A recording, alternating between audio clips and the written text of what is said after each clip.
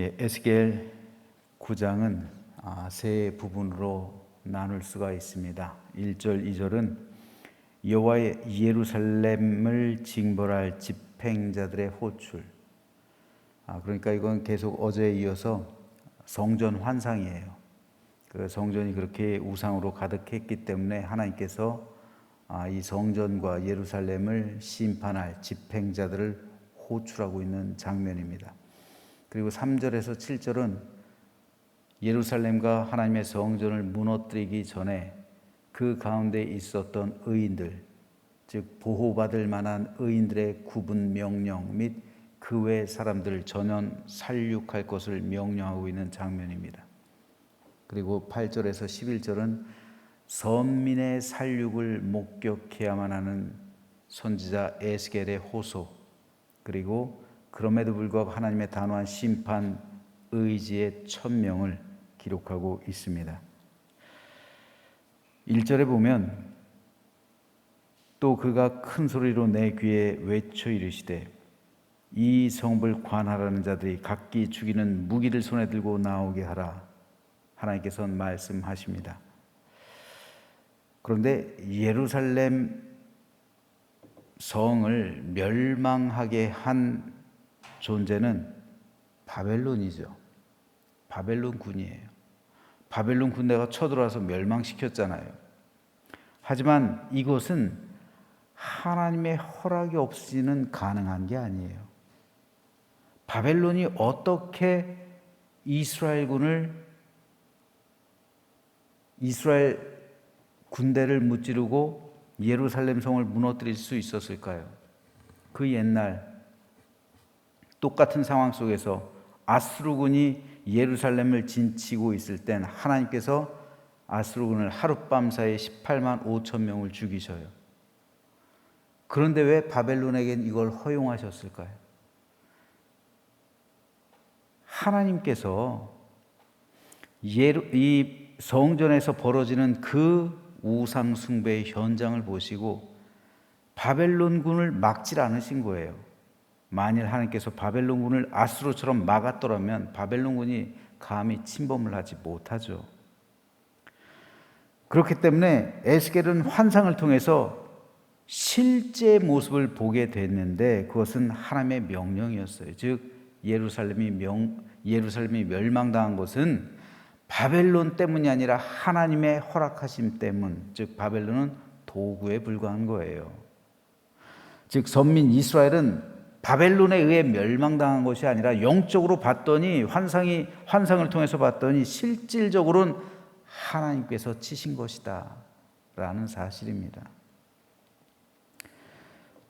오늘 본문 3절에 보면 그룹에 머물러 있던 이스라엘 하나님의 영광, 여기서 그룹은 지성소 안에 있는 언약궤 뚜껑, 즉 속죄소를 말하는 거예요. 속죄소에 두 그룹이 이렇게 있죠. 그리고 그 속죄소, 법궤 뚜껑이에요. 언약궤 뚜껑, 언약궤 덮개라고 하죠. 그 언약궤 덮개를 일컬어 시은좌라고도 하고요, 속죄소라고도 합니다. 하나님의 영이 거기에 임하시는 거예요. 거기서 말씀하시는 거예요, 하나님께서. 그리고 그 언약궤 아래 십계명이 들어있잖아요. 약속, 하나님의 말씀이 들어있잖아요. 하나님의 언약이 들어있는 거예요. 그래서 그걸 언약궤라고 해요. 그래서 하나님께서 그곳에 임재하시는데 그곳에서 나오셨단 말이에요. 하나님의 영이 지성소의 커튼을 열어요. 그리고 성전 문 바깥으로 나오셨다는 거예요. 그 장면이에요.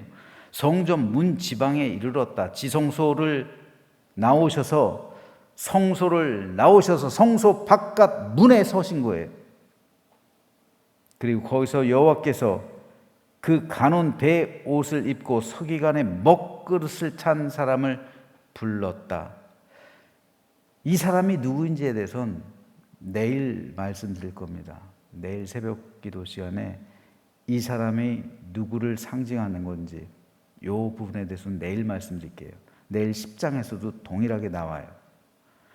근데 여호와께서 그 가는 배 옷을 입은 그 서기관의 먹그릇을 찬 사람을 불렀다라는 것을 말하고 있는데요. 여기서 불러서 하나님의 심판을 명령하시는 거죠. 즉 성소 바깥에서. 이것이 상징하는 게 뭘까요? 하나님의 영은, 하나님의 임재는 항상 속죄소에 있어요. 속죄소에서 말씀하세요. 하나님의 영광이 속죄소 안에 있어요. 지성소 안에 있는 거예요. 그런데 지성소를 나오십니다.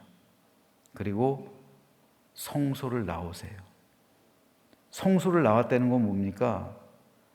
이제 가장 핵심적인 그 하나님의 처소에서 나오셨다는 거예요. 그리고 나오시자마자 집행자를 불러요. 그리고 이들을 살육할 것을 명령하시는 거예요. 그리고 나서 하나님께서는 어떻게 하세요? 떠나시는 거예요. 하나님께서 성전 떠나시는 거예요. 이거 굉장히 끔찍한 일이죠. 그 명령을 내리고 나서 하나님은 떠나세요. 왜 성전이 무너졌을까요? 하나님의 성전이. 하나님이 떠나니까 무너진 거예요. 하나님이 계시면 안 무너지죠. 하나님이 떠나시니까 성전이 무너진 거예요. 하나님이 허락하신 거예요. 하나님이 스스로 성전 문을 닫으신 거예요. 여기는 내 성전이 아니다. 여긴 만신전이잖아요. 어제 살펴본 것처럼 거긴 만신전이에요. 거긴 우상이 가득한 곳이지 하나님의 임재가 있는 곳이 아니에요. 그러니까 하나님께서 떠나시고 하나님의 집을 폐쇄해버려요. 무너뜨리시는 겁니다. 하나님이 떠난 성전은 껍데기예요.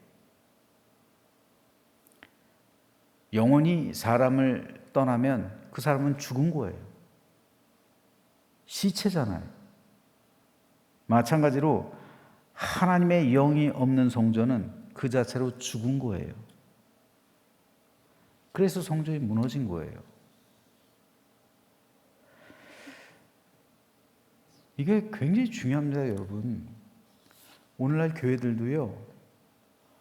우선 개인적으로 한번 생각해 볼까요? 나 개인적으로 하나님의 영이 내 안에 없으면 난 죽은 사람이에요. 그렇잖아요. 너희 몸은 성령께서 거하시는 전인 줄 알지 못하느냐? 그렇죠? 나는 하나님의 전이라고요. 그런데 성령께서 거하시지 않고 성령께서 떠나 계시면은 나는 죽은 사람이에요. 교회들도 마찬가지입니다. 교회 안에 하나님의 임재하심이 없으면 그 교회는 죽은 거예요. 우리가 어떤 교회를 살아있다고 합니까? 막 프로그램으로 활발하게 움직이는 교회가 살아있는 것 같습니까? 살아있는 교회는 하나님의 영이 임하시는 교회가 살아있는 거예요. 아무리 그 교회가 시끌벅적해도요, 아무리 그 교회가 사람들이 많이 온다고 해도요, 하나님의 영이 없으면 그 교회는 죽어 있는 거예요. 그래서 하나님께서는 이스라엘 백성을 치시기에 앞서서 이런 말씀을 하십니다. 여호와께서 이르시되 너는 예루살렘 성읍 중에 순행하여 그 가운데 행하는 모든 가증한 일로 말미암아 탄식하며 우는 자의 이마에 표를 그리라. 그리고 6절에 보면은 5절 보면은 다른 사람들 다 살육해서 죽이라는 거예요. 그런데 이마에 표 있는 자에게는 가까이 가지 마라. 그를 살리라는 거죠. 즉 하나님께서는 구별하시는 거예요. 성전에 우상이 가득한 것을 보고 탄식하며 우는 하나님의 백성들이 있었단 말이에요. 신실한 믿음의 사람들이 있었단 말이에요. 그 사람들에게 가서 표를 쳐라. 그리고 그 사람들 구별해라. 그리고 그 사람들 구별해가지고 그들에게 가까이 가지 말라. 즉 그들을 죽이지 말라는 거죠. 그래서 내 성소에서 이 일을 시작하라. 다시 말해서요, 여러분. 내 성소에서 시작할지나라. 살육일 하나님께서 사람들 죽이는 일을 성소에서부터 시작하라는 거예요. 하나님의 성전을 가장 먼저 심판하신다는 거예요. 그래서 늙은 자들로부터, 즉 장로들로부터, 백성의 지도자들부터 치라는 거죠. 그래서 여기서 그러나 그 가운데 표를, 이마에 표 있는 자에게는 가까이 가지 말라 말씀하시는데, 여기서 표는 히브리어로 타우예요. 타우. 그런데 에스겔 당시 표에 해당하는 히브리어 타우는 오늘날 영어의 저 T자 모양이었어요. T자 모양. 그래서 신약 시대 초대교회 주석가들은요, 이 표를 십자가를 상징하는 표라고 해석을 했어요. 그래서 이때 이미 그 표가 십자가의 상징으로 주어졌다라고 초대교회 변증가들은 이렇게 주장을 했습니다. 그러나 중요한 것은 하나님께서는 우상 숭배자들과 진실한 믿음의 백성을 심판하시기에 앞서 분리하신다는 거예요. 이스라엘 백성이 출애굽할 때 유대인의 집에는, 이스라엘 백성의 집에는 문설주에 양의 피를 발랐죠. 이게 인침받은 거예요. 자, 그런데 여기서 한번 생각해 봐요. 이렇게 인침받은 사람이, 그렇다면 이건 영적으로 인침받은 거잖아요. 환상 가운데 봤으니까. 환상 가운데 봤을 때 신실한 믿음의 사람들에게 인쳐라, 구별해라, 이렇게 말씀하신 거잖아요. 그러면은 그렇게 신실한 믿음의 백성들은 한 사람도 안 죽었을까요? 실제적으로 그들의 집은 온전히 지켜졌을까요? 안 망했을까요? 바벨론군이 그들의 집은 약탈하지 않았을까요? 그들은 한 사람도 포로로 끌려가지 않았을까요? 아니에요. 그들도 죽어요. 그들도 포로로 끌려가요. 그들의 집도 약탈당해요. 그렇기 때문에 여기서 인침받았다는 것은 구원을 상징하는 거예요. 그래서 오늘 본문에 진실한 믿음의 백성의 이마에 천사들이 표를 그려준 거라고요. 그리고 이것이 요한계시록에서도 동일하게 언급되고 있어요. 요한계시록에는 이마에 인쳤다는 기록이 8번 기록되고 있어요. 대표적인 말씀이 요한계시록 7장에 기록되어 있는데, 또 봄에 다른 천사가 살아계신 하나님의 인을 가지고 해 돋는 데로부터 올라와서 땅과 바다를 해롭게 할 권세를 받은 네 천사를 향하여 큰 소리로 외쳐 이르되, 우리가 우리 하나님의 종들의 이마에 인치기까지 땅이나 바다나 나무들을 해하지 말라 하더라. 내가 인침 받은 자의 수를 들으니 이스라엘 자손의 각 지파 중에서 인침을 받은 자들이 14만 4천이다. 여기서 14만 4천은 12 곱하기 10이죠. 12 곱하기 12 곱하기 1000, 열방입니다. 그런데 요한계시록에서 인침받는다는 이 기사는요, 이 기록은 하나님의 백성들에게만 한정된 게 아니에요. 사탄도 자기 종들의 이마에 인을 쳐요. 한번 보시죠. 그가 권세를 받아, 여기서 그는 적그리스도 그리고 거짓 선지자입니다. 그가 권세를 받아 그 짐승의 우상에게 생기를 주어 그 짐승의 우상으로 말하게 하고 또 짐승의 우상에게 경배하지 아니하는 자는 몇이든지 다 죽이게 하니라. 그가 모든 자 곧 작은 자나 큰 자나 부자나 가난한 자나 자유인이나 종들에게 그 오른손에 이마에 표를 받게 하고 누구든지 이 표를 가진 자 외에는 매매를 못하게 하니 이 표는 곧 짐승의 이름이나 그 이름의 수라. 지혜가 여기 있으니 총명한 자는 그 짐승의 수를 세어보라. 그것은 사람의 수니 그의 수는 666이니라. 사탄도 자기 사람, 자기 종들의 이마 거기에 인을 친단 말이에요. 그리고 그 인친자 외에는 매매를 못하게 한다는 말이에요. 여러분, 이게 무슨 말이냐면 지금 세상에는 하나님께 인침받은 사람도 있고요, 사탄에게 인침받은 사람, 둘 중에 하나예요. 하나님께 인침받거나 사탄에게 인침받거나. 그런데 이 세상에는 어떤 사람들이 세상에서의 모든 부를 독점하고 세상에서 잘 살고 세상의 모든 것을 영위하느냐면 사탄에게 인침받은 사람들이에요. 왜요? 인침을 받지 않으면 매매를 못하게 하는 거예요. 매매가 뭡니까? 경제활동이잖아요. 여기서 말하는 매매가 모든 경제, 부, 그 활동이잖아요. 누구든지 이 표를 가진 자 외에는 매매를 못하게 한다. 이 표가 누구의 표예요? 하나님의 표입니까? 사탄의 표입니까?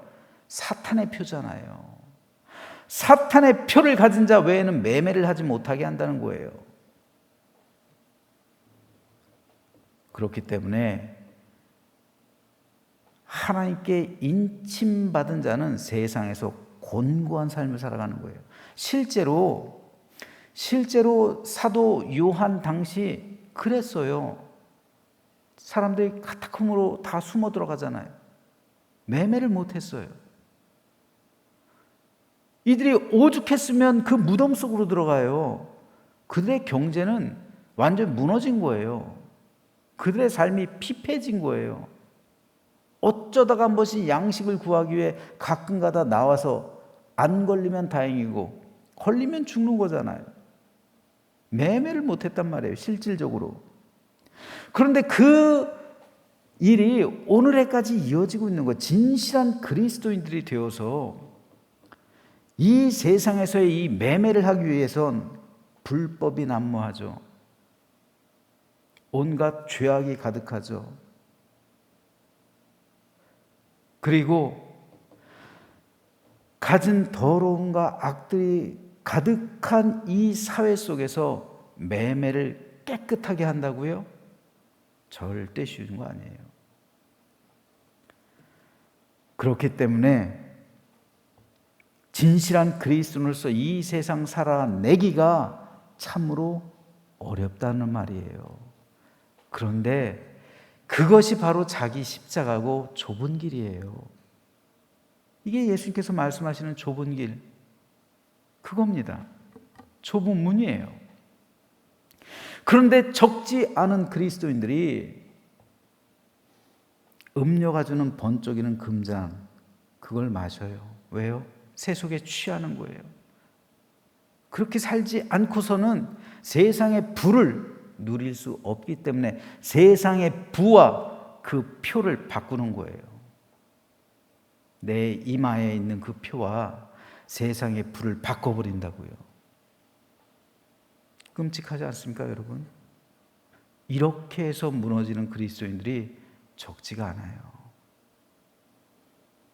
저는 저와 여러분이 내 이마에 인친 그 표 끝까지 갖고 있게 되기를 주님의 이름으로 소망합니다.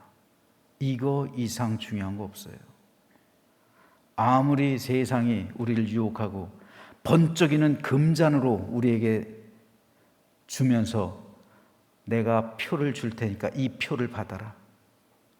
세상은 유혹해요. 하지만 그 표 받는 순간, 넓은 길로 나아가는 순간 저와 여러분의 이마엔 하나님의 표가 아니라 마귀의 표가 새겨지는 거예요. 끔찍하지 않습니까, 여러분? 하지만 끝까지 믿음을 지킨 승리의 성도들을 향해서 요한계시록 마지막 22장에서는 이렇게 기록을 합니다. 그의 얼굴을 볼 것이요, 예수님의 얼굴이죠. 그의 이름도 그들의 이마에 있으리라. 끝까지 간직했다는 거예요. 끝까지 인침받은 것을 간직했다는 거예요. 우리가 예수님을 믿는 순간 우리의 이마엔 인이 쳐진 거예요. 하나님께서 인쳐 주셨어요. 그런데 이 인쳐 주신 그 믿음, 그것을 끝까지 우리가 지켜내느냐, 이것은 오늘 오롯이 우리가 지켜야 할 믿음의 본분입니다. 그래서 다시 밤이 없겠고 등불과 햇빛이 쓸데없으니 이는 주 하나님이 그들에게 빛이심이라 그들이 세세토록 왕노릇하리로라. 이 말씀을 기억하면서 저와 여러분 모두 우리의 이마에 하나님의 표를 인쳐 주셨다는 사실을 깨달으면서 하는 보시기에 진실하고 정직하고 깨끗하고 순결한 믿음 끝까지 지켜내는, 그래서 요한계시록에서 우리에게 소망을 주시는 것처럼 주님의 나라에 주님과 함께 영생 복락 누리며 세세토록 왕노릇하는 우리 모두가 되시기를 주님의 이름으로 부탁드립니다.